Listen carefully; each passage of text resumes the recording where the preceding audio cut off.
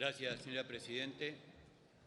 Mire, no queremos un Estado mínimo, queremos un Estado normal. No sé si es mucho pedir un Estado normal. No estamos cuestionando al Estado, estamos cuestionando la forma en que el Gobierno gestiona el Estado a través de emergencia. Mire, lo único permanente en la Argentina es la emergencia. Es el razonamiento que podría derivarse del análisis del proyecto en consideración. Lo único permanente en la Argentina es la emergencia. La emergencia, por propia definición, es un estado de excepción y por naturaleza transitorio más o menos breve para enfrentar situaciones excepcionales en caso de perturbación de la paz, del orden interno de un Estado, a consecuencia de catástrofes, brotes de enfermedades contagiosas, graves circunstancias políticas, civiles, económicas, sociales, que afecten o impidan la vida normal de una comunidad, de una región o del país. En el muy pobre y escueto, repito, pobre, escueto y yo diría desganado mensaje enviado por el Poder Ejecutivo para fundamentar esta iniciativa, nada se dice acerca de las razones reales que lo avalan e impulsan. Es más, ni siquiera se menciona una sola vez la palabra emergencia, que de esto se trata. No existe la palabra emergencia en el mensaje del Poder Ejecutivo como si la quisieran esconder o que pase desapercibida. Por otro lado, señora Presidenta, el nada se condice en las sucesivas prórrogas de las diferentes emergencias con los informes plenos de optimismo y de supuestos logros que a diario escuchamos por la cadena nacional o por declaraciones de los funcionarios del área económica, de gobierno, incluso en la presentación misma del presupuesto que hace algunos minutos se acaba de aprobar. Una medida de semejante magnitud, no debidamente fundada, nos merece el rechazo y a la vez el derecho de exigir de las autoridades el sinceramiento acerca del estado real de la economía, sin falsos índices que pintan una realidad que el ciudadano no lo percibe en su vida cotidiana. Voy a tratar de sintetizar de qué se trata el proyecto. El artículo primero prorroga, o el artículo primero de la Ley 26.204, es la primera prórroga que surge del proyecto, prorroga la Ley de Emergencia Pública número 25.561 en materia social, económica, administrativa, financiera y cambiaria. Esta ley, señora Presidenta, fue sancionada el 6 de enero del año 2002. Lleva ya casi 14 años de vigencia y ahora se propone su prórroga por 2 años más hasta el 31 de diciembre del 2017. A través de esta emergencia, ¿qué es lo que pretende el Estado? Reordenar el sistema financiero, bancario y el mercado de cambios, reactivar el funcionamiento de la economía y mejorar el nivel de empleo y de distribución de ingresos, con acento en un programa de desarrollo de las economías regionales, crear condiciones para el crecimiento económico sustentable y compatible con la reestructuración de la deuda pública y reglar la reestructuración de las obligaciones en curso de ejecución afectadas por el nuevo régimen cambiario. Todo esto, señora Presidenta, hace 14 años que persigue el Gobierno. Por favor, hagan silencio. Continúe, diputado. Asimismo, por esta misma ley que se intenta prorrogar, se le faculta al Poder Ejecutivo a establecer las relaciones cambiarias entre el peso y las monedas extranjeras y dictar regulaciones cambiarias, facultad que es del Congreso, señora Presidenta. ¿Hasta cuándo le vamos a seguir delegando estas facultades al Poder Ejecutivo? Estas medidas tan graves y genéricas que se pueden tolerar en situaciones de excepción, no pueden, sin embargo, permanecer por tan largo tiempo, dejando al arbitrio del Poder Ejecutivo el manejo absoluto de variables tan sensibles y trascendentes de la economía. También se prorroga el artículo 2 de la Ley 26.204, es decir, se prorroga la Ley 25.790 y modificatorias para la renegociación de contratos de obras y de servicios públicos. La ley original fue sancionada el 1 de octubre del 2003, es decir, que rige ya por 12 largos años, proponiéndose su prórroga por 2 años más. Trata esta ley. Es la facultad que se le confiere al ocupación contractual o enmiendas transitorias del contrato, incluir la posibilidad de revisiones periódicas pautadas, así como establecer la adecuación de los parámetros de calidad de los servicios. ¿Cuáles son estos contratos que están en proceso de renegociación? Le estamos volviendo a otorgar un cheque en blanco al Poder Ejecutivo sin contralor alguno por parte del Congreso de la Nación. También el proyecto prorroga el artículo 3 de la Ley 26.204, esto es, la prórroga del estado de emergencia sanitaria nacional.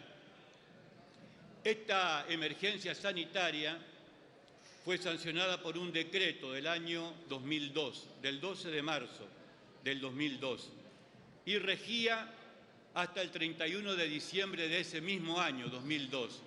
Iba a tener una vigencia de 10 meses. Lleva ya casi 13 años, señora Presidente. Fue fundamentada en realidad hace casi 14 años, para garantizar a la población argentina el acceso a los bienes y servicios básicos para la conservación de la salud, mediante la flexibilización de los mecanismos de contrataciones vigentes y con fundamento en las bases que se especifican en la misma. Es decir, para otorgar el suministro de medicamentos a instituciones públicas, para garantizar el suministro de medicamentos para tratamiento ambulatorio a pacientes, para garantizar el acceso a medicamentos e insumos para la prevención y tratamiento de enfermedades infecciosas y para asegurar a los beneficiarios del PAMI el acceso a las prestaciones médicas asistenciales, tenemos que declarar una emergencia. Esto debería ser lo normal de un Estado normal, de un Estado que gobierne, cuya gestión sea normal, sin necesidad de recurrir a ninguna emergencia. ¿Cuál es el sentido de la emergencia? ¿Por qué la emergencia sanitaria? ¿Es acaso para facilitar contrataciones directas en la compra de medicamentos a laboratorios sin pasar por procesos licitatorios? Hace 14 años que venimos con este mecanismo. ¿Hasta cuándo, señora Presidente? Cuestiones tan básicas como estas que señalamos no justifican en modo alguno la permanencia de un régimen de excepción por tan largo tiempo y su continuidad sin que se exprese en forma debida y circunstanciada las causas que lo ameritan. No hay fundamentación alguna. Otra prórroga, señora Presidente, es la de la emergencia ocupacional nacional. También fue sancionada por un decreto en el año 2002, el 23 de enero. También lleva ya 14 años y se pide su prórroga por 2 años más. La emergencia ocupacional, señora Presidenta, estuvo vinculada a la creación del programa Jefes de Hogar, el cual fue discontinuado en el año 2013, por lo que no tiene sentido proseguir con la emergencia ocupacional, máxime teniendo en cuenta los informes del INDEC que dan cuenta de un continuo descenso del nivel de desempleo. ¿O ustedes no creen en los índices que les suministra el INDEC? Por lo visto que no lo creen, porque si lo creyeran, si ustedes creyeran en los índices que informa el INDEC, entonces no haría falta más la emergencia ocupacional, si estamos en un número cercano casi al pleno empleo, según el INDEC. En mi provincia, en Posada, el 1%, en Resistencia, Chaco, el 0%, no hay desempleo. Entonces, ¿por qué la emergencia ocupacional? Pregunto, es una pregunta simplemente. El INDEC informó recientemente el último informe, una tasa de desempleo a nivel país del 6,6%, segundo trimestre del año 2015, 6,6%. Y entonces, ¿cómo se compadece esto con la emergencia ocupacional? Sigo preguntando. La tasa de desempleo del segundo trimestre de 2014 había sido del 7,5, o sea que ahora estamos mejor, 6,6. Sin embargo, seguimos con la emergencia ocupacional. ¿No le creemos al INDEC? A partir de la información oficial, entre el segundo trimestre de 2014 y el segundo trimestre de 2015, 247.000 personas habrían logrado progresar en el mercado laboral. Sin embargo, prorrogamos la emergencia ocupacional.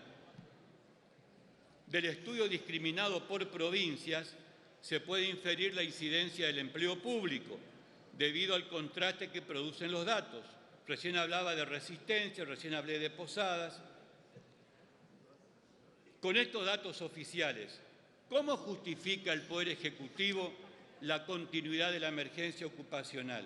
Aquí también hace falta, señora Presidenta, un sinceramiento de tan sensibles variables, ya que obviamente la continuidad en todo caso de la emergencia se contrapone y no resulta coherente con el discurso oficial. Por último, también se prorroga la emergencia alimentaria nacional.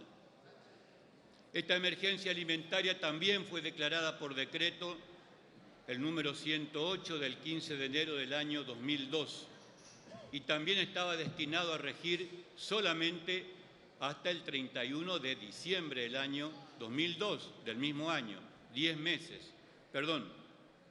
11 meses y medio. Con sucesivas prórrogas lleva también 14 años de vigencia y se pretende rija por 2 años más. Crea un programa este decreto para la compra de alimentos destinado a la población de alta vulnerabilidad y en riesgo de subsistencia, y cuyos fondos se distribuyen entre las provincias y la Ciudad Autónoma de Buenos Aires. Y acá fíjese cómo se distribuye.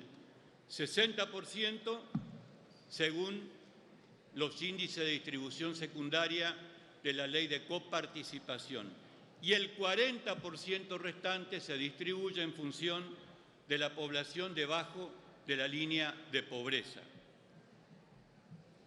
Lo paradojal, señora Presidenta, es que hace 2 años que el Gobierno Nacional ha dejado de medir la población bajo la línea de pobreza. En realidad nos dijeron desde el equipo económico, no es que no midamos la pobreza, sino que hay un nuevo índice multidimensional y el problema está en la compaginación de los índices, que estaba llevando 2 años que no se podía compaginar. Parece que es muy complejo compaginar ese índice multidimensional con el anterior y en 2 años era imposible poder hacerlo y por ese motivo no nos informaban la pobreza. Pero ahora nos enteramos, a partir de una presentación de la diputada Donda, que el Ministerio de Economía, para no dar a conocer la información que la justicia le obligó a dar, dice no, ahora no lo medimos. No es un problema de compaginación de índices, sino que no lo podemos dar porque no lo tenemos, porque no lo medimos más. Pregunto, si el 40% de este fondo se reparte en base a las personas que están bajo la línea de pobreza en las distintas provincias, ¿cómo lo reparten? ¿Cómo lo distribuyen? Si no hay índice de pobreza, si la nación dejó de hacer la medición de la pobreza, si no sabemos cuántos pobres hay en el país porque eso estigmatiza a los pobres, entonces ¿cómo distribuimos este fondo?